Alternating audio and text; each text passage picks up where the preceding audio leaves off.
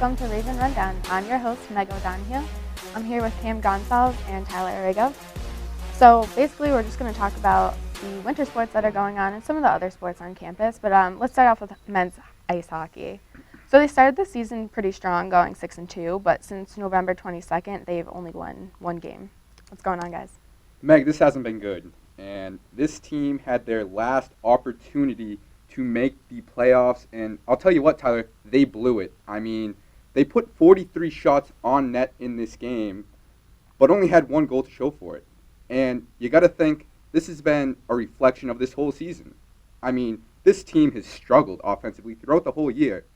So I really just think this team has to figure out offensively, because you have a goalie like Tom McGuckin who's played so well, but that offense hasn't helped him. And, that does nothing but make McGuckin look bad, because this guy is making tremendous saves every game. He's giving his absolute best in net, but this offense just has not helped him, Tyler. No, certainly not, Cam. And, it's definitely a testament to their struggles, 7-13-1 on the year. They just haven't been able to put pucks in the back of the net. You mentioned that 43-shot total against Stonehill, their most recent loss, 3-1. The fact that you fire 43 shots on net but only have one goal to show for it, that's not going to win you many hockey games, Cam. And, they don't have a single goal scorer in double digits, and I think that is a pretty glaring thing. Nate Indalcato leads the way with 6 goals. So when you don't have a player that is averaging or that is scoring many points, I mean, it's going to be a struggle all season long, and it has been for these Ravens. But when you put 43 shots on net in a game, what is the issue? Are these not quality shots, or what is happening that is not putting these pucks in the back of the net? Well, with 43 shots, I mean, they had to have had some sort of quality chances with a mix of maybe not as difficult shots, but still 43 is a high number, and you definitely need a lot more than one goal to show for it. Now, the Stonehill Skyhawks could have had a great goaltender in net that night in particular, or it could have just been a matter of the Ravens just not capitalizing on their chances. I think that when you're not scoring like the Ravens are, you need to really crash that net hard and get to those dirty areas to try and poke home goals off of rebounds or tip shots in, because clearly just shooting the puck isn't getting the job done. It's really not, Tyler. And you look at this team, they sit at the bottom of these any 10 standings, 2-7. 2-7. That's tough. That's not good. No, and the story continues for these Ravens. I mean, it's been like this since the program's inception almost. They can't catch a break. This season, obviously, with the coach passing away early on and the team getting off to a good start. Like Meg said, 6-2 to start the year. First time they were over 500 in a long time to start the season. But man, has it just come crashing down. They've only won once since November 22nd. I mean, that's just not good at all. And for a multitude of reasons, but the offense has definitely stuck out at like a sore thumb. They just can't put pucks in the back of the net. And when you can't score, you're not going to win hockey games. It's as simple as that. It's really unfortunate, and you mentioned the passing of the coach, and obviously they had adversity, so you have to take that into consideration. But unfortunately, their playoff chances are out of the question, and this team sits at the bottom of the standings, so not being able to compete for a playoff spot anymore. How does this team finish up their season strong, Tyler? It's going to be hard, because now that they're eliminated from the playoffs, the mentality in the locker room is going to be, what else? What do we have to prove? We don't have anything to play for, so to speak. It's that old cliche, but they need to still realize that they have a handful of games left in this season, and that they need to go out and finish strong. They're still representing the school. They're still putting that jersey on for practices and for games, and I think that should mean a lot to every player on the roster, whether you play a minute or whether you play 30. And I think that you just should be playing right now for the emblem on the front of the jersey. Again, another cliche, but at this point in the season, Cam, there's not much to play for. I completely agree with you. I completely agree that this team should continue to play their hardest, because it's easy to throw in the towel not making the playoffs. But, they have to continue to play hard, try to work on this goal-scoring problem. Try to make as many chances as possible and put the puck in the back of the net. And you mentioned the goal-scoring problem, Cam, and you have the opportunity here with the season still intact, a few games left. You have a wonderful opportunity to try to get together, string together a few solid efforts offensively, win some games by 3-goal, 4-goal margins even. You still have some hockey left to play here, and like you said, they just need to go out and play hard. Well, this is definitely staggering, this Stonehill loss, because this is a rival of theirs, and they played 3 games against them this season. They unfortunately came out on the losing side of the series, but as we both mentioned, they have to continue to play hard for the remainder of the season, and I don't have any doubt they will. I think this team's going to figure it out, and if they play the way we want them to and the way we know that they can, we will hopefully see a good finish to the season and a good leeway into next season, Tyler. Certainly, Cam. They have that great work ethic. That's something I've covered this team a lot throughout their season, and win or lose, they show a tremendous amount of work. They hustle, they move their feet. They aren't a physical team, but they are a gritty team. They do get in and make those hard plays, and I think that that speaks a lot to their character. And character is important. You have to have a good mix, though, of that character as well as skill, because skill in the end is what's going to get you the W's. And the Ravens, only 7 wins on the season, so it's evident that the skill and the offense in particular just hasn't been there. It really hasn't, but we will continue to watch them throughout the down stretch of this season to see if that changes, and hopefully they do finish strong. All right, shifting the gears a little bit, let's talk about women's hockey. It's a completely different story here. They are fighting right now in a very tight conference to clinch a playoff spot. Well, Tara, this team's done a lot of great things this season. I mean, we've had the pleasure to broadcast a few of these games together, and I've seen really great things. I've seen tremendous puck movement, but what's really stuck out to me is the goalie play from, give me the name, I'm drawing a blank, Shannon O'Neill. I don't know, it just happens sometimes. I don't know how I did. Sometimes, I just draw these blanks, and it's unfortunate. But Shannon O'Neill, she's a star. Let's face it, she's a star. She's played tremendous this season. She deserves all the credit we are going to give her throughout this segment. So let's talk about her a little bit, and let's talk about what's gone well for this team. Absolutely. I mean, Shannon O'Neill, she's just been a brick wall, so to speak, in goal for the Ravens. I mean, she's done it all for them on that in between the pipes. And really, if she was on a weaker team, so to speak, I mean, she'd be the starter either way. It's unfortunate that she is on a team with the likes of great players like Alex Bromsla and Marissa Ketterman and Alicia Ramos, so they kind of take away that spotlight a bit. But no doubt, Shannon O'Neill is an incredible goalie. You can make the argument that she's the best goalie to have played for this women's ice hockey program. I mean, she's done it all this year. She got her 10th win of the season last Friday against Plymouth State, a shutout as well. Her 10th win of the season, career high for her, and it's the first time, Cam, first time a goalie has gotten double digits in wins since 2013 for the Ravens. So she is a winner, and she's shown that throughout her career. She's setting records, She's set a lot this season. And, I mean, when you have a player that's doing so well in goal, that's great. But it's also important to have players producing offensively. Absolutely. And to have a player like Marissa Ketterman, who scored her 10th goal of the season in their most recent matchup against Manhattanville, that's impressive, Tyler. I mean, I've seen this girl skate. She's fast. She's quick. She not only can score and put the puck, in the back of the net, she can make passes when she needs to, and she can move the puck effectively for this Ravens team. And see, Cam, I think that's really what separates the men's and women's teams that we have here is you see, just looking down the stat line, they have so many players on their roster in double digits, in goals, in points, assists. Alex Bromsla with almost a 20-goal campaign this season. I mean, she's been spectacular. Marissa Ketterman got her 10th, another double-digit number. They not only have the ability to stop pucks, but they have the ability to put pucks in the back of the net. And we, in our men's segment, we did talk about Tom McGuckin and how great he's been all year for the Ravens, but their lack of offensive production has really weighed his numbers down, and it's definitely not the case, though, for the women's team, as they have Shannon O'Neill stopping the pucks, and then Marissa Ketterman and Alicia Ramo and Alex Bromsla scoring goals on the other end. Yeah, and one thing that points out to me in reading this most recent matchup is the freshman defenseman Delaney Gumont.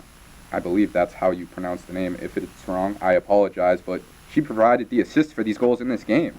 And when you have a defenseman providing assists, I mean, that's huge, because I'm not the expert on hockey. This isn't my sport. Tyler knows everything there is to know about hockey. I have to flatter him. He really knows his stuff. But as for this freshman here, as a defenseman, you're making assists, you're creating offensive plays for your team. That's great to see, especially from a young player. She's contributed so well, Cam, to this team. I got the privilege to call the Holy Cross game a few Saturdays ago. What a game that was. She scored the game-winning goal in that one, and it was a thing of beauty. She has that ability to provide an offensive spark to the Ravens, and it's just further testament to how deep they are offensively. They get offense from all over the place. They have the ability to send any line out there to score a goal. And Delaney Guimont on that blue line has just been another terrific factor. And you mentioned she's only a freshman. Right. So, I mean, only signs of good things to come out of her. I'm excited for it, man. You have to be excited, Cam, for this women's hockey program. Listen. We have this offensive production, but I see a stat here, 1 for 7 on power play. You're given 7 opportunities on the power play. You have the advantage you have a great opportunity to score a goal for your team because you obviously, as I said, you have the advantage. Why isn't this team scoring on the power play? You have to be dominant and you have to take advantage of those opportunities. Well, Cam, the power play trend is an interesting one to bring up because in terms of special teams, they have a tremendous penalty kill, up in the upper 90s. That's I want to say effective, for percentage-wise. So their penalty kill has been efficient, but for some odd reason, the power play has just been dry. And I think the big reason for that is too much passing the puck around. I've got the chance like we have to call some games for them, Right. and they move the puck exceptionally well. But the only problem is they do it too much, and I think they try to look for that perfect opportunity to shoot the puck, but sometimes that's not always going to that's not always going to be there, especially when you play really good teams that have good penalty kills. Well, to wrap up this segment, and we have to discuss it, this is what we hope to be, I'm not going to jinx it, a playoff-bound team, Tyler. What, real quick, get this point in, that they have to do to solidify this playoff spot in these next few games that are going to be so crucial? Well, they have a big game, Cam, coming up on this coming Friday against UMass Boston, a team that's trailing them currently in the NEHC standings. So it's really tight right now in their conference. They currently sit at 5th place, and hard to think that a team with their record sits kind of in the middle of the pack, but they've shown the ability to be able to beat great teams like Holy Cross and Norwich. They're just going to have to continue taking it one game at a time and work to just clinch a playoff spot. They can definitely do it. I wish the best for the girls and look forward to what's to come, Tyler. Absolutely. Okay, let's take a brief commercial break and we'll be back with basketball. Welcome back to Raven Rundown. So next topic to talk about is the men's basketball team. They've had a little bit of a roller coaster for the season. They started with going pretty strong and they were just having a 5-game winning streak, and now they've turned it around and they're on a 5-game losing streak. How do you overcome the inconsistencies? What's going on in this team? I'm really not used to seeing this, Meg. You know, this is a team, we really know what they can do. They have great players on this team. Dante Gittins, Mike McDevitt, Dustin Cole. He's played so well in these last few games, but unfortunately, Tyler, there is nothing to show for it. This team's on a 5-game losing streak, something I'm really not accustomed to seeing from this team, something I'm sure their coach is very frustrated about, and their entire team is frustrated about. This team needs to turn it around, or their playoff chances are going to be completely destroyed.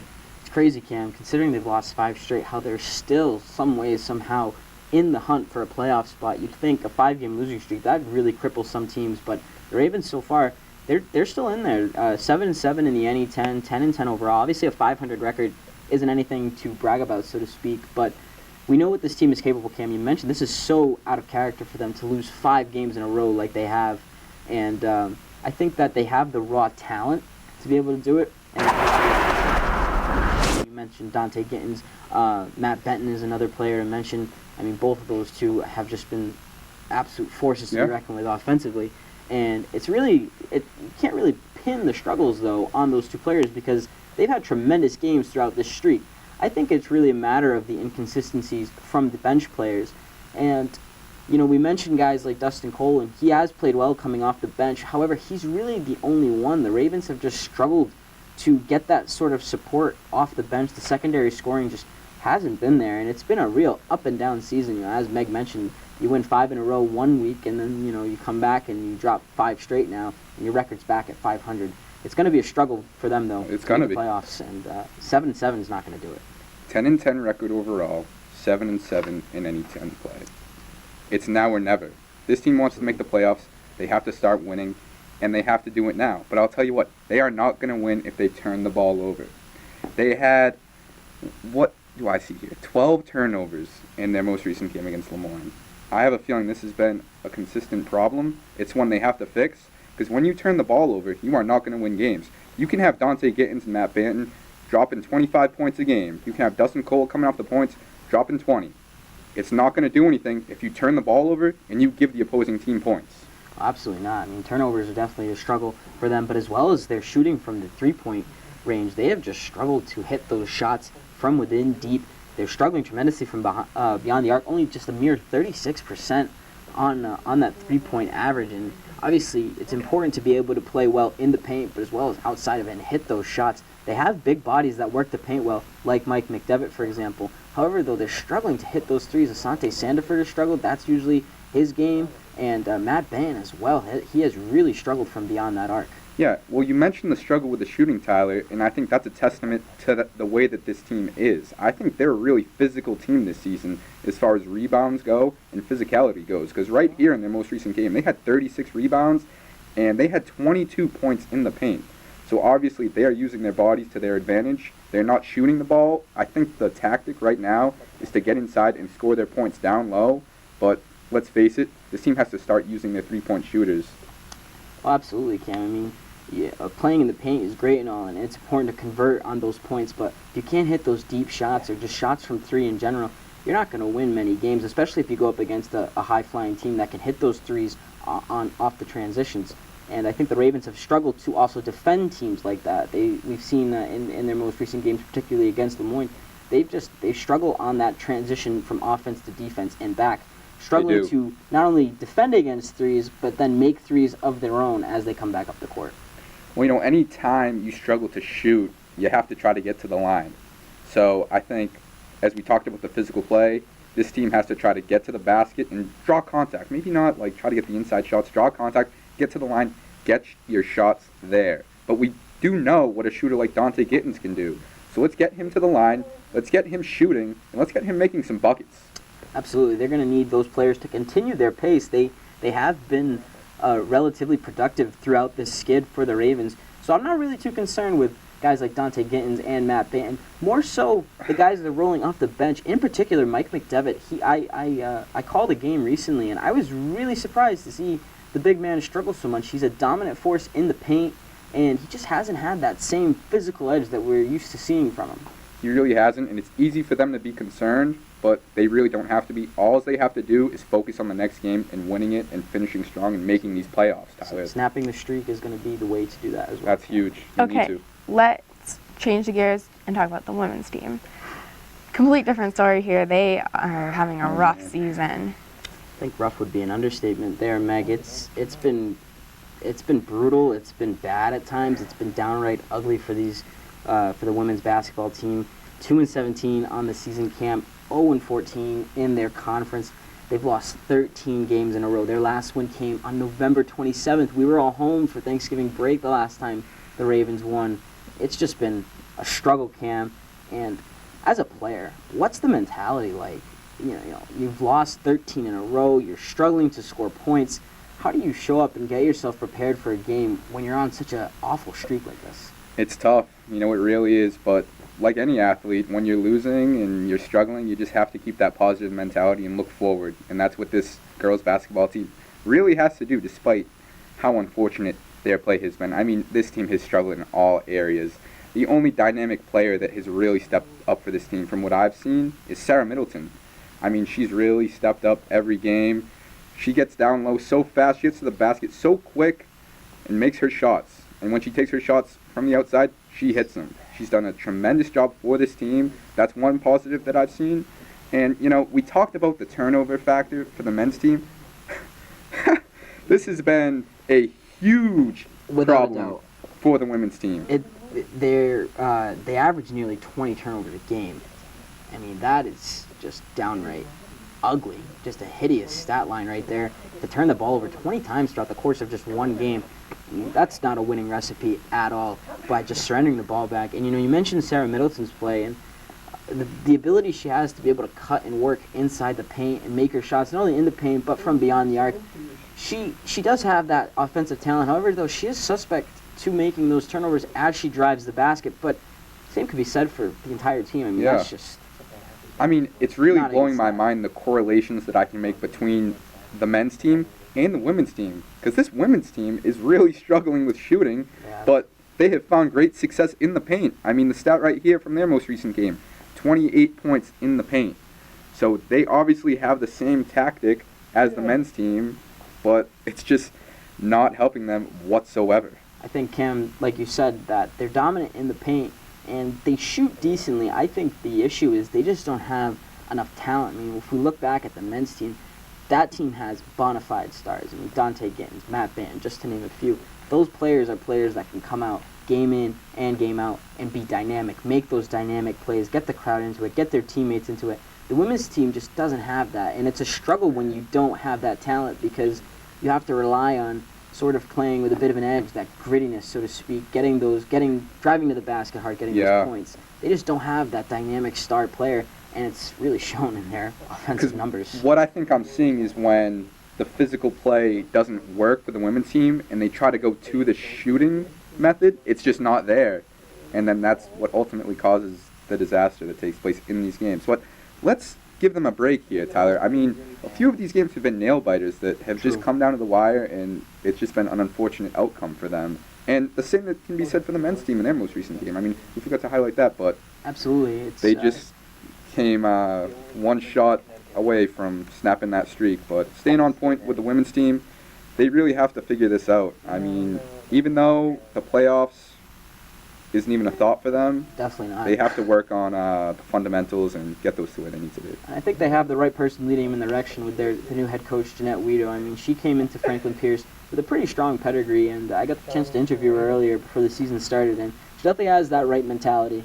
And I think these girls are going to be just fine under her guidance, and I think that all it's going to take is for her to build this team and her vision, get the players that she wants to get, hopefully, and just kind of build this team up again from the ground up. They have a lot of seniors, so they're going to be losing a lot of players, like Dana Campbell, for example, senior guard, who's been really the only bright spot offensively for them. She has. She's going to be graduating, though, this spring.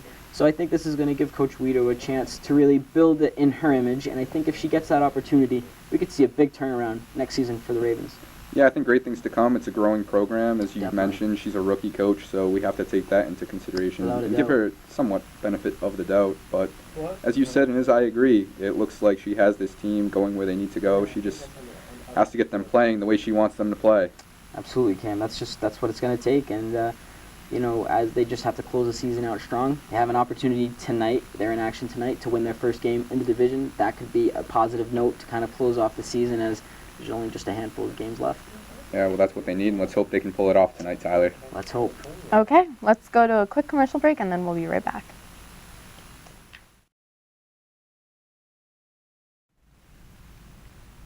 Welcome back to Raven Rundown. So guys, let's talk about a sport on campus that no one really gives any recognition to. The bowling team, they're having a pretty good season. Well, I don't understand why the bowling team doesn't get any recognition, because myself, I'm a huge fan of bowling. I mean, it's a great sport, and it's really fun to watch too. Like, in my opinion, not a lot of people like it. I consider it a sport, It's one of those sports that you don't really consider sport. Well, it is a sport, it's not a sport, but, it's a sport. And for Franklin Pierce Bowling, they've done pretty well, Tyler. I mean, we have the stat here, selected 20th in the National 10-Pin Coaches Association for the 2017 February National Poll. That was announced Wednesday afternoon. So, I mean, obviously this bowling team is doing good things, and clearly people should keep an eye on them. Oh, clearly, Cam. They have a 32-23 record overall in the East Coast Conference there. The Ravens are cruising this season almost. And, Cam, you mentioned how bowling, it's like a polarizing sport. People debate, is it a sport, is it not a sport? Yeah. I think that really comes out of the whole fact that it's really viewed in a recreational light. I mean, anyone can bowl, technically, but you can't. It doesn't mean you're good at it. I think it's a sport that takes some skill. I think that, if you take the gutters out of it, you actually have to. No cheating. You actually have to, have some strength in your arm, in your wrist, in your hand, and you have to be able to really propel that ball. And you really do. I think it's a different game. It's a unique game. It does. But I think that it's a sport that we should definitely start paying more attention to here. As you said, you got to have that footwork, you got to have that wrist action. Yeah, so there's definitely a lot of technique that goes into it. There is technique. You can't just sling that ball down. In any sport, you need technique. So I guess on Raven Rundown, anyways, we'll call it a sport. And we hope we'll give it a lot of love. I need to give a shout out to my buddy Ryan DeRusso on the bowling team. I look forward to coming to one of the bowling matches and seeing you and your team put in some work, as we see they put in a lot of work. Down. Absolutely. Okay. And Meg, last topic to wrap it up, we're going to talk about a freshman standout on the soccer team, Jadel Poon-Lewis. He is traveling to Costa Rica to participate in the 2007 Confederate of North, Central America, and Caribbean Association football for the Under-20 Championship. I'll tell you what, no one deserves it more than Jadel Poon-Lewis. I mean, it was an absolute blast to broadcast games when this guy was in net. I mean, the energy that he brought to the team, he was always screaming, getting his team fired up, keeping them intact. I mean, this kid, for a freshman, was a true leader of this soccer team, and he did that through his sportsmanship and through his play. I mean, this kid made some really dynamic and impressive saves throughout the season. Absolutely, Cam. I mean, you mentioned his season with the Ravens for the soccer team. I mean, an instrumental part in all their successes this past season. He's been tremendous. He's a phenomenal athlete, and I mean, he's getting a wonderful opportunity here to not only represent his country, but to get his name out there a little more, get some national recognition. And you know, we can only hope that he goes out there and has a heck of a tournament. He was one of 26 players selected to compete for Team Trinidad and Tobago, so that's a pretty big honor right there. Because I know if I ever got the chance to represent my country in any sport, I mean, I would take that with a lot of honor, and we can only hope that he goes out there and has a really good tournament. Because, as you said, Kim, no one deserves it but him. Jadel he's a great kid, and he's also a great athlete. So, and you know, it's unbelievable because, as you said, representing himself and his country, and he's also representing Franklin Pierce. That's right. So ourselves and the entire student population should be supporting him and looking forward to him making Raven Nation proud. Absolutely. I mean, he surely will. All right, that's all we have for today. I'm your host, Megan O'Donoghue. I'm with Cam Gonzalez and Tyler Rigo. See you next time.